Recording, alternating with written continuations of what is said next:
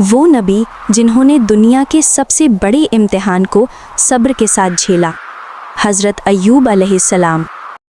اللہ نے انہیں بے شمار نعمتیں دی تھیں، صحت، مال، اولاد، سب کچھ، لیکن پھر آزمائش آئی، ایک ایک کر کے سب چھن گیا، بدن پر زخم، جسم میں درد، لوگ دور ہو گئے، حتیٰ کہ اپنے عزیز بھی، مگر ایوب علیہ السلام خاموش رہے، نہ شکوہ نہ شکایت، بس دل میں یہی کہا، میرے رب نے دیا تھا اب لے لیا، تو بھی رحمت والا ہے۔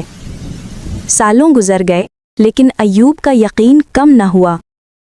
پھر ایک دن اللہ نے فرمایا، اپنا پاؤں زمین پر مارو، یہ ہے ٹھنڈا پانی جس سے تم شفا پاؤ گے۔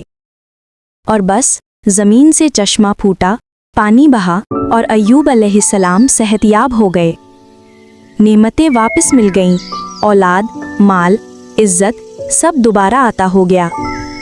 یہ کہانی نہیں، پیغام ہے کہ جب سب کچھ چھن جائے تب بھی اللہ تمہیں دیکھ رہا ہوتا ہے، اور صبر کرنے والوں کے لیے آخر میں ہمیشہ رحمت ہی لکھی ہوتی ہے۔